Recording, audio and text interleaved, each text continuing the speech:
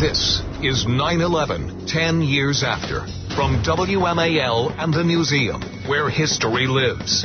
Here is Torie Clarke.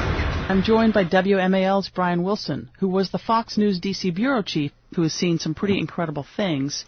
But Brian, take us back. You really have to start this conversation by saying, where were you?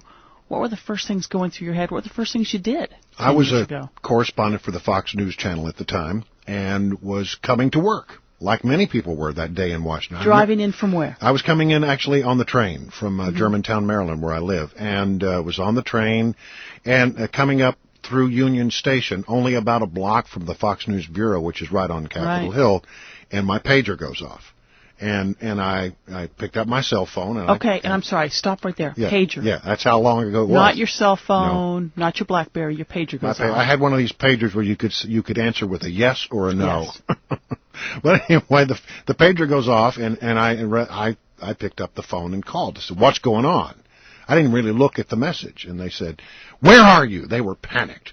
"Where are you?" I said, "I'm just about a block from the bureau. I just came up out of Union Station." They said, "Get to Capitol Hill right away." I said, "What's going on?" They said that the World Trade Center had been attacked by a plane. I said, "Attacked? There's been a plane that hit the..." It's too much to sort of figure out. Right. And so about that time, one of my colleagues, who was also coming through Union Station, headed to work, said he had his radio on, and he was listening to the radio on his headset. He said, "Have you heard what happened?" And I said, "Yeah, something about the World Trade Center." So I'm going to go to Capitol Hill, which is only like 2 blocks away. But I decided I had been dressed inappropriately for Capitol Hill, so I'd swing by the office, pick up a tie, and then go to Capitol Hill. It's sort of on the way. Didn't take me out. So I did that. And when I came up out of the elevator into the bureau at Fox News, 400 North Capitol, I saw the picture for the first time. I said, "Oh, this isn't some Cessna that got in the wrong airspace." It's not a travel weather plane that hit the tower. This is something else. So I immediately moved into high gear, grabbed a tie, ran all the way to Capitol Hill, slipped in through the Russell Building, went into the main Capitol where we had a small booth that's provided for us to cover news from the Senate side. And at the moment, I remember very distinctly that First Lady Laura Bush was in the Capitol. Right. And there was some question about whether she was going to go forward with an event that was scheduled with, of all people, Ted Kennedy. And we don't know, but we'll let you know. And so at that time, the building security was tight, but there were no evacuations. And so I called in and said, here on Capitol Hill, no sign of an evacuation. And literally, as soon as I got that information into the system, they came running down the hall. "You got to leave the Capitol, and you got to leave the Capitol now." And so we all sort of, well, okay. So I picked up the phone and said, "I'm out of here. I got to leave the Capitol." They said, "Go to the swamp." Now, for people who don't know about Capitol Hill, there's this little grassy area in front of the Senate where camera people set up each day to do their live shots, and there are a lot of electrical connections, phones and cables can all be hooked up there, and it's right outside the Senate, so that's called the swamp. I go to the swamp and literally witnessed as senators and staffers all came out of the building and gathered in the parking lot. And they were sort of like, "What's going on?" I don't know. They were holding court. I saw a circle of people there, and when I walked over to find out what it was a group of senators and staffers and the Senate chaplain leading prayer. Wow. Which I thought was really something. So I find a camera and a microphone and a phone, and they put me on the air, and I talk about the fact that we are in front of the Senate and we're seeing people evacuate and all of that, telling the story of what I was seeing. And while I was on the air, I saw something I've never seen before. It was a jet, a military jet, coming right up the mall, moving quick. And he wasn't very high above treetop level. He got to Capitol Hill. He vectored to the north and to the west. And I made note of this. What did you think when you saw that jet? Not surprised. That close? Right. Yeah, not surprised that it would happen. They would figure that they were scrambling jets. What happened, though, from that point on, took me a while to sort of put together. So I go back to talking about what I was seeing and talking about the senators who were there on the lawn and waiting to figure out what to do next. And I heard this, what I would characterize as an explosion. Huge explosion. And I'm on the air live when it happens. And I say, we've just heard an explosion. To my ear, it sounded like it came from the vicinity of the Supreme Court. We'll try to figure out what that was. And then I signed off and threw it back. It took me a long time to figure out what I had heard had been a sonic boom from that jet that had just passed through the area. Right. You just don't hear sonic booms every day anymore, and I just didn't put it together. I should have instantly thought, sonic boom, fast-moving jet. It should have been a 1-2 thing. And I remember hearing about that at the time, and it contributed to a lot of the rumors that were flying along. In addition to what everybody knew had happened, what had happened in New York, what happened at the Pentagon, etc., there were all these rumors that there were car bombs going off in different places. I remember people thought maybe a car bomb had gone off on Capitol Hill. Yeah, and that was because we heard this tremendous explosion. Right. And look, and that's what you talk when you talk about fog of war. Our adrenaline was pumping. And you don't, when you're in that situation, your brain just can't process things properly because there's too much coming at you. And you couldn't move from where you were. Fox wanted you there, staying there, right? Yeah, so you could report from the scene. So how does a reporter get information if you can't run around and find people to give you some information? It's always a problem, but actually I did get, right after that, a very key piece of information. And this was among the most frustrating moments of my career as a journalist. A police officer who I'd known for many, many years on Capitol Hill came to me and said, Brian, you've got to leave the swamp. You've got to go across the street, at least as far away as the Supreme Court. I said, why? I said, this is where our connection is. This is where my phone is. Remember, cell phones are not working. Right. So you had to have a hard line to make a phone call. And the guy said, there's another plane coming, and right now it's 20 minutes away. I said, oh, really? He said, you've got to leave. I said, not until I call that in. I was going to say, did you report that? Yes. So I go over to my phone, my hardline phone, and I try to make the call. And again, as you can imagine, it's chaotic in New York where I'm trying to get into the main control room to put me back on the air. And they kept saying, Brian, hold on. And then the phone would get dropped. I've got arguably the most important information that we could possibly need is that there's another plane coming and time is ticking down. It could be there in any minute. And so I was very frustrated by the fact that the phone calls kept getting dropped or transferred and nobody would pick up. I finally called into the main control room and I said, it's Brian Wilson. I'm on Capitol Hill. You've got to put me on the air right now. And they said, Brian, the second tower is collapsing. Things are really coming apart. I just don't think that we can come back to Capitol Hill. And I said, there's another plane coming. And I've been told it's about 10 minutes away at this point. That would get their attention. The guy said, good sell, hold on. And they put me on the air, and I reported this. Mm-hmm. And I reported that I saw people standing on the Supreme Court with weapons and field glasses, and they were looking for the aircraft, and that we had been told that they thought it was possibly headed to Capitol Hill.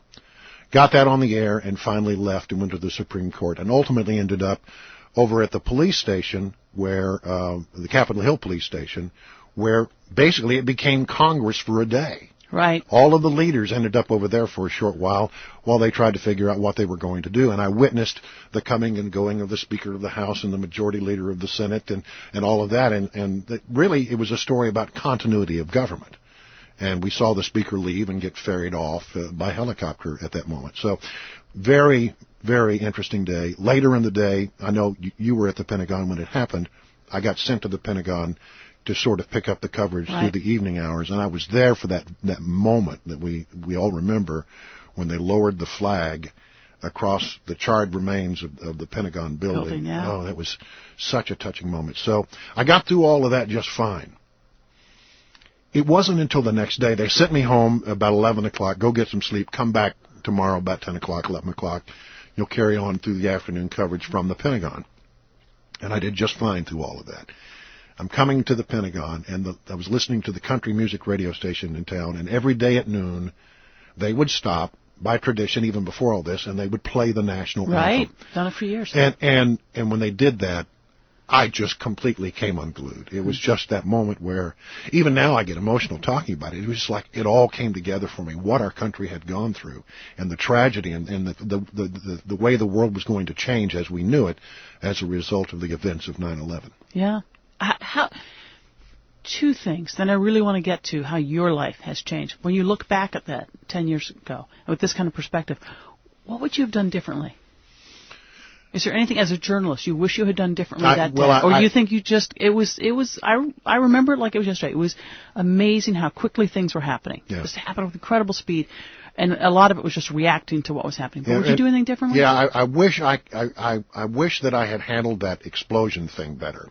I wish I had been able to put together, I mean, I think this over 1,000 times. Why couldn't you have put that together? You know, this was the one mistake that I made that day. You know, it was a loud noise, and it was startling. People actually went, oh, you heard people react to it as if, what next? You know, that's what sort of the reaction. I wish I'd been able to put together fast-moving jet, sonic boom in short order. Of course, we learned later that jet that I saw that day was the jet that was vectoring north toward Shanksville, Pennsylvania. Right, toward Flight 93. And by the time that jet got there, Flight 93 was no longer in the air. Right.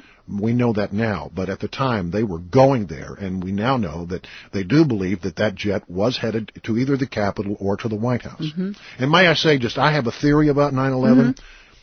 I always have thought that the plane that hit the Pentagon, people disagree about this, but I've always thought that the plane that was headed to the Pentagon I thought the Pentagon was a secondary target. I think that they really wanted to go to the White House, and I've always thought that the plane that was coming from the Shanksville direction was headed to the Capitol Dome. That would have been a tremendous visual thing for Al-Qaeda to have pulled off, to have crashed a jet right into the Capitol Dome. And there are those who believe that may be right. There are others who disagree that the Pentagon was always the primary target. Yeah, it's a strange analysis. People look back at that and they say, well, the Pentagon was an obvious one because it was a military target, and it was so big it would be relatively easy to hit. But I've always thought that the other plane probably must have been headed for the White House, because if you're going to pick one symbol, you're going to pick that above all others. But harder to hit. And this is where I've flown around Washington in helicopters before, and it's very hard, actually, when you're coming up the Potomac River, to see the White House. Right. You sort of, the old executive office building blocks it on one side, the Treasury Department blocks it. I think the guy was coming down the river at 600 miles an hour, which is fast for a commercial jet, flying low, and he couldn't get his bearings. Right. But as you come up the river, right there is the Pentagon, and I think he made the big circle and went for the only target he could find from the air. That's just my theory. Yeah. Well, talk about how your life has changed, professionally, personally. I want to talk a little bit about technology and how that has changed things so dramatically in your business. But personally, how has your life changed? I think my life has changed like it has for all Americans, in that it's now more difficult to go through your daily existence because of security concerns. If you take a flight, we go through a more detailed screening than we ever went through before. We have cameras that monitor our every move as we move about this city right now. I like to point out that the sort of the symbol of Washington since 9/11 has become the Jersey barrier. Right. Those little those things they put to divide highways when they're doing construction, because they are everywhere in Washington. They're not very pretty. They're actually quite ugly, but they're everywhere now because we decided that car bombs were a threat, and we wanted to push people back away from buildings.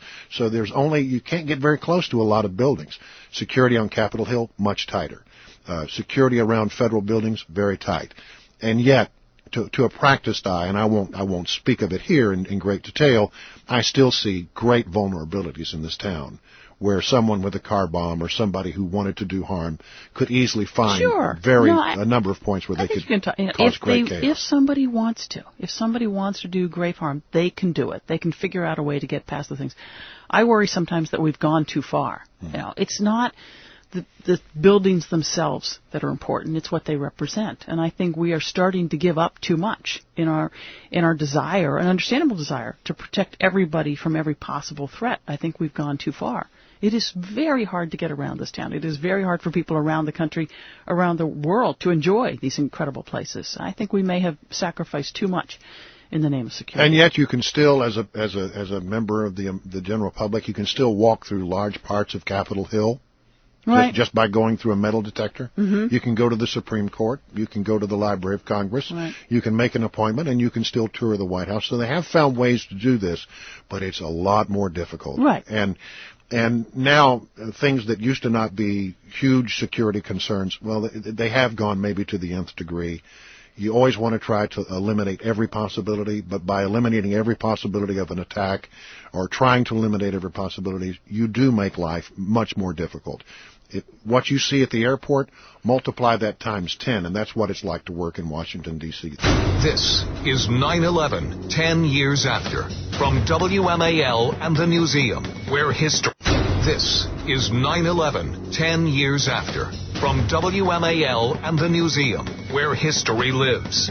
Here is Torie Clarke. I'm joined by WMAL's Brian Wilson, who was the Fox News D.C. bureau chief.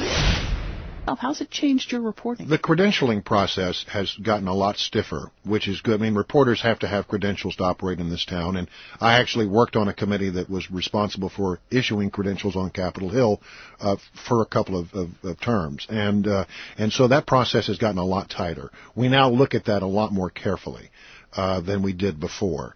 But once you get that credential, you still have a great deal of flexibility, probably as much flexibility as you ever had on Capitol Hill for sure.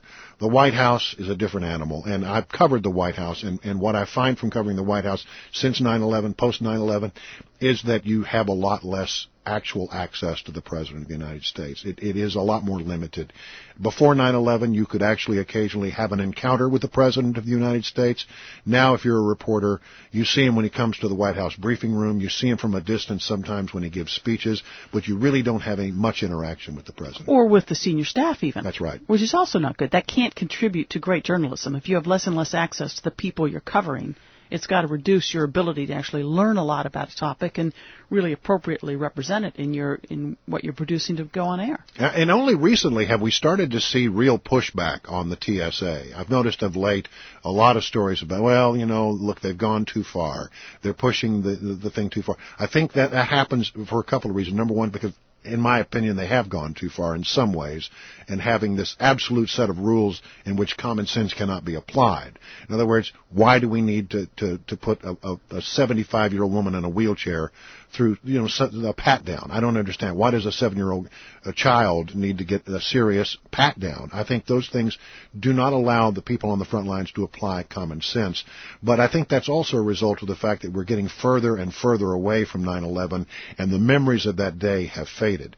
It was interesting to me, though, I must say, on the night that we learned that bin Laden had been killed, that in front of the White House, so many young people came up, and it said to me, a lot of the young people who are now like in college, and there are a lot of colleges not far from the White House, so this appeared to be sort of a spontaneous sort of outbreak of I don't want to call it a celebration, but it was a celebration of sense that we had gotten bin Laden.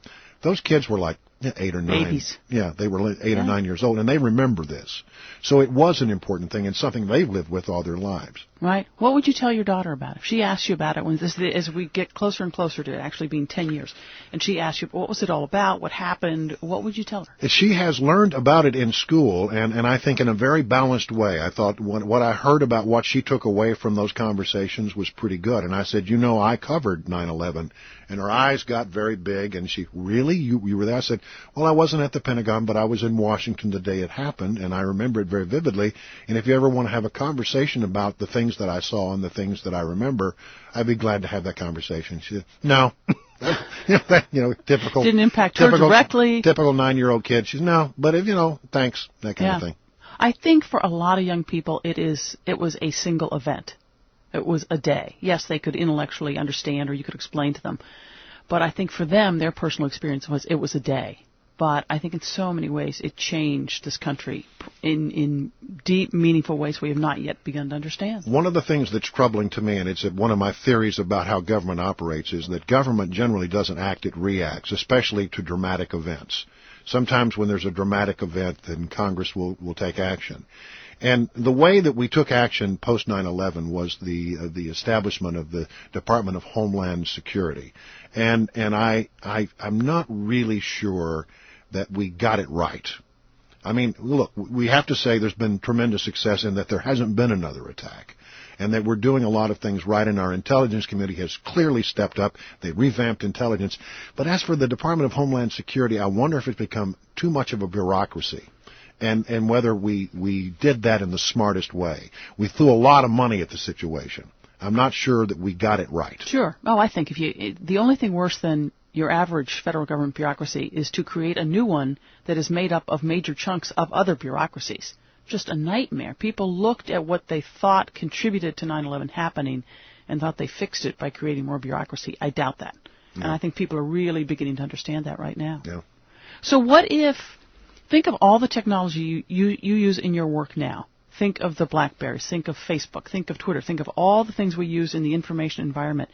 How would that have changed things? Well, I tell you one thing. The biggest problem I had that day was you couldn't use a cell phone. And we were in the field trying to cover a story, and there was no cell phone. And even hard lines were going in and out. Yeah, one of the things we did over at Fox News after that was we put in a walkie-talkie system.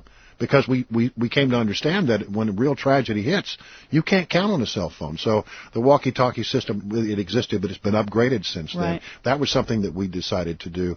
I think that Twitter, quite frankly, would have changed things dramatically. Because nowadays, as a reporter, when I covered the Gulf oil spill, I got most of my breaking elements of news about what was going on in the spill from following certain groups on Twitter. I followed the Department of the Interior, I cut the Coast Guard, everybody who was involved in what was going on there. I would follow radio stations along the Gulf Coast and TV stations along the Gulf Coast. I would follow the turtle people who were really on top of things about the impact on marine life. And I knew more. Most of the big stories that I got, or little scoops that I got in coverage of that, came from Twitter.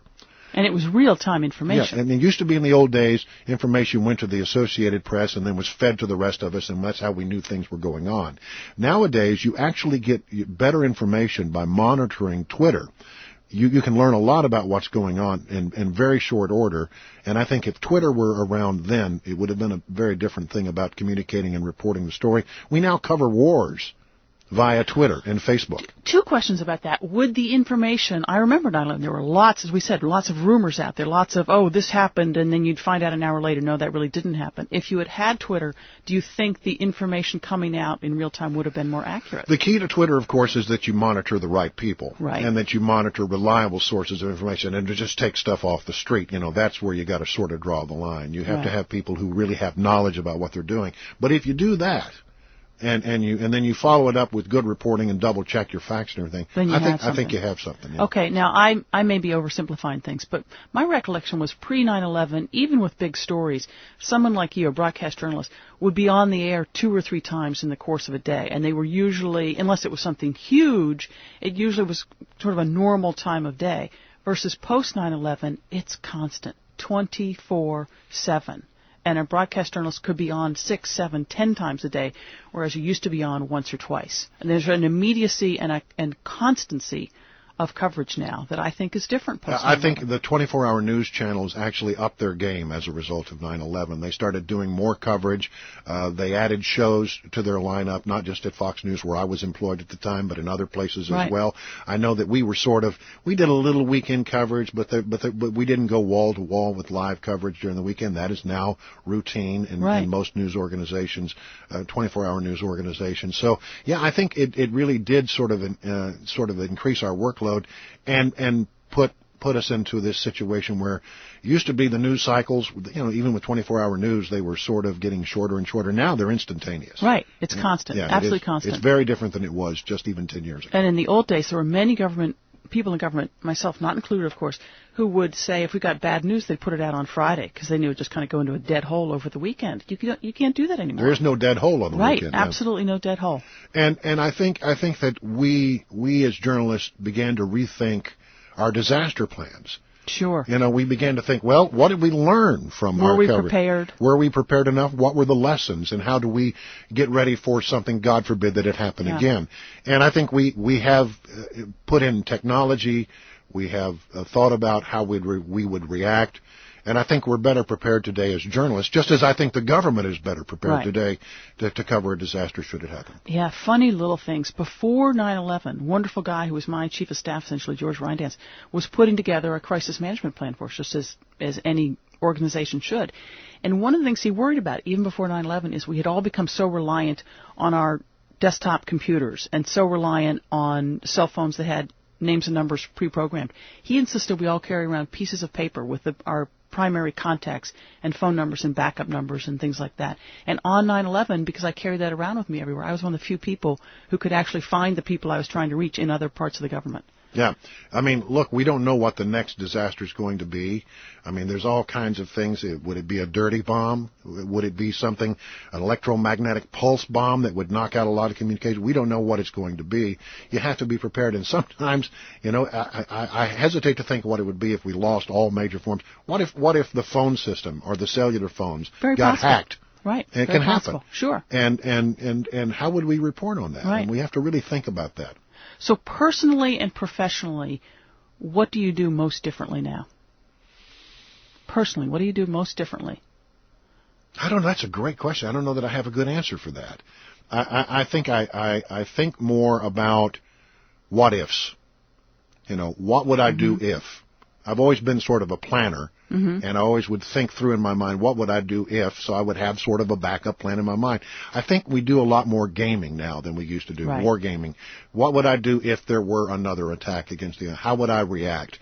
I also think that on a personal level, I did like a lot of people. I started putting, supplies in the garage and an escape from Washington plan, so that you grab your plastic tub full of food and you go, and batteries and sleeping bags. I still have that.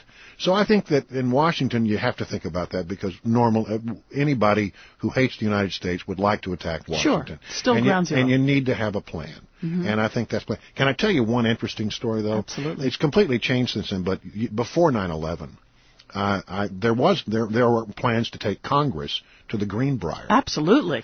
And great place to go. An emergency or not an emergency? This is sort of off the topic, but the last year the Greenbrier plan was in effect. It became exposed because of some reporting by the Washington Post, and they no longer do it. But if there was going to be a need to evacuate Washington, they were all to go to Union Station, and they would take them on a train out to West Virginia. Right. And underneath the Greenbrier Resort was a Congress, underground Congress. And somebody approached me after the story became public and said, "Did you know, Brian Wilson, that the last year the plan was in effect, that you and Cokie Roberts," I don't know why, that you and Cokie Roberts would be the two people who would be taken with the Congress, would be asked to go with the Congress to the Greenbrier should there be a disaster. The media tokens. I didn't know it. They wanted to have respected reporters on the ground there, and people who knew how Congress operated, and so they had chosen apparently somehow, and I don't know by whom or why, me and Cokie Roberts. That's great. And somebody asked me, would you have gone to the Greenbrier if the guy showed up and said, "Mr. Wilson comes this way, we're evacuating the Capitol, you must come to the Greenbrier"? And I said, well, think about it. What are your choices? If it's obviously we're talking at this time about a nuclear attack, you stay in Washington and die, or go and cover the best story of your life out in West Virginia. What about your family? It was a thought at the time. But I mean, what can you do? If I can't get to them, I can't help them. Right. So. But maybe that would make the choice easy. Yeah. Oh, I can't get to my family anyhow. But if the choice were stay with your family, not knowing what's going to happen, or go and cover the greatest story of your life. What people don't understand is in Washington, most people live 25 or 30 miles outside the city. If I couldn't get to them, and because I was going to be annihilated by a nuclear weapon, it would have been a really interesting conversation to have with yourself. Ultimately, I think if I had time to think about it, I would have chosen to go because the alternative was to stay and to be annihilated. Right. So anyway, interesting conversation. Nowadays they have plans that are in place that are very different than those. And members of the media know they're in pools. We had that at the Pentagon. Yeah. We had regular pools, we had expanded pools, and there was always the sort of emergency pool if something happens, and they rotated. You took turns in the pools for those sorts of emergencies. Right. So 9/11 clearly changed a lot of people's lives in very, very dramatic fashions, but it also changed organizations and media. Fox really exploded. That's not a great word, but Fox really exploded post 9/11. I think that's true. I think that's fair to say. I think we were on the ascendancy before that. But clearly 9/11 is where we sort of built a reputation. What do you think made the Fox coverage different and or better? I don't know that it was different or better. I think we were solid. We tried to get it right. We stayed on the story. We did all the right things. I think it was really, in my honest opinion, it was people had already started to come to us because they were interested in the way that we were covering news that was different than the way it had been covered before in the past. And then came 9/11, and they just came to us. Right. We used to fight battles with our competitor at CNN, but about that time, people found favor, great favor with what we were doing and how we were approaching the news, and found confidence in our ability to cover a big story. And I think that's when we started to really just go that extra mile, whereas today I think the Fox News Channel has been number one. Gosh, I don't know how many years it's been number one now. Yeah. And I think that was a pivotal moment, but I think we were sort of on the ascendancy, and that sort of just sealed the deal with the American people. Right. This is 9/11, 10 years after, from WMAL and the Museum, where history